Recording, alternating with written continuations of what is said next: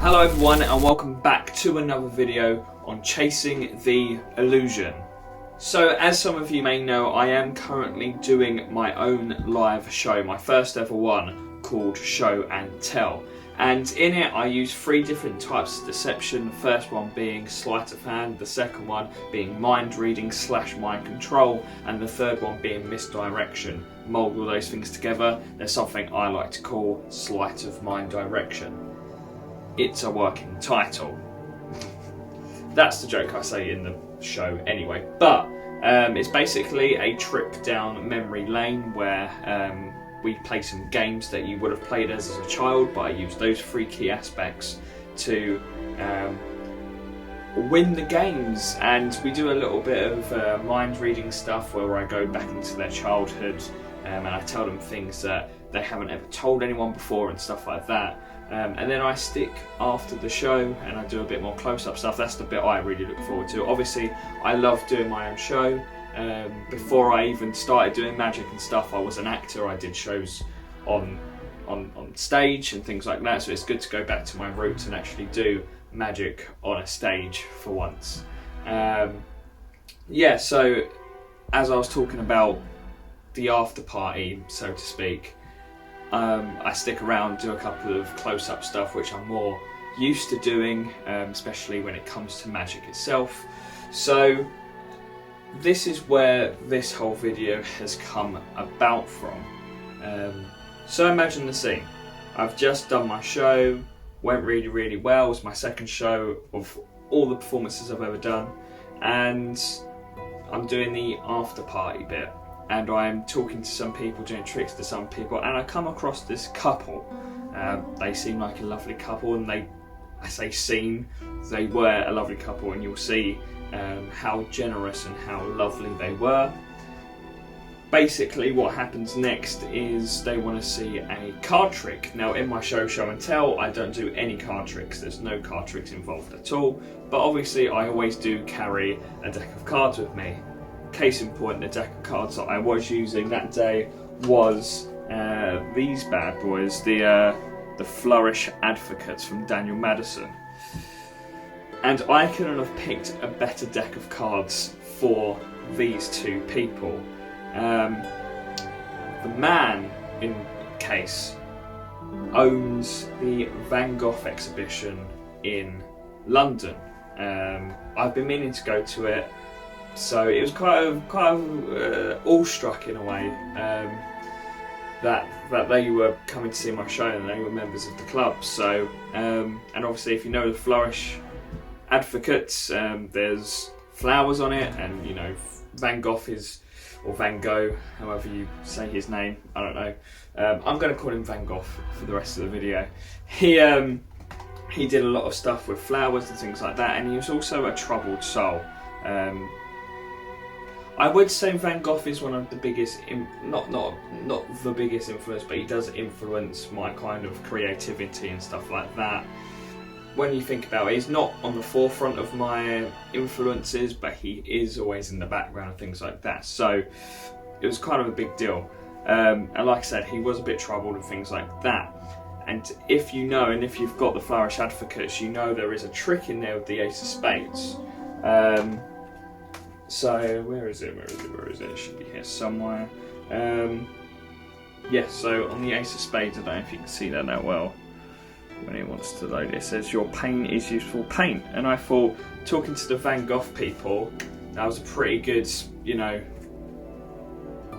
cards to have with them, to do a trick with them. So I did the trick. I don't want to spoil it or anything like that, but I did the trick where the Ace of Spades, where you get them to pick a card and you think it's the Ace of Spades and stuff like that, blah blah blah blah blah, a bit of presentation, and the cards where it says paint is useful paint ends up turning into their chosen card. That was really badly explained, but I don't really want to delve deep into what the trick is, because it's not really my trick to talk about.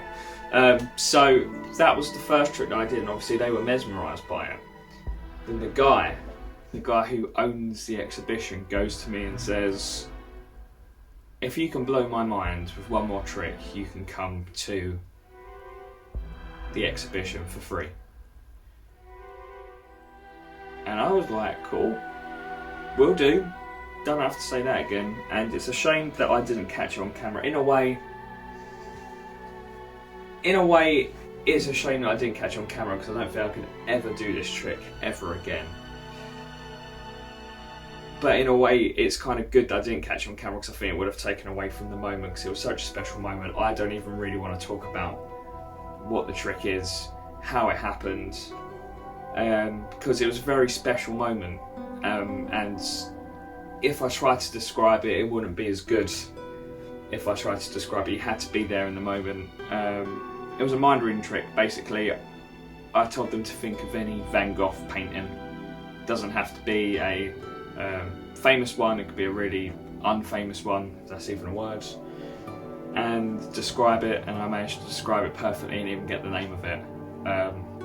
To this day I still don't know how I did it, so you know, I know how I did it, but it was a special moment because I think it could have really badly flopped really easily. I didn't use any peaks or anything like that, so it was just pure cold reading and things like that, and using natural body language, and you know, it was a special moment, and it's a shame I didn't get on camera, but also not at the same time. I'm just gonna take a sip from my Chasing the Illusion mug. 1 second.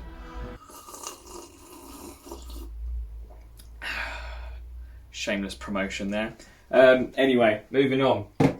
If you couldn't tell by me doing this video, the couple were impressed, and they invited me to go to the Van Gogh exhibition for free, and they kept it open a little bit later for me as well, which is something really special. So I just want to say thank you to the people who work there, and of course the owners.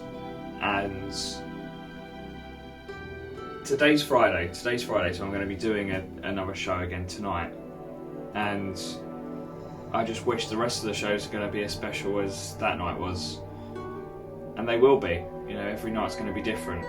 I'm going to come across different people. So without any further ado, this video is going to cut to the experience itself.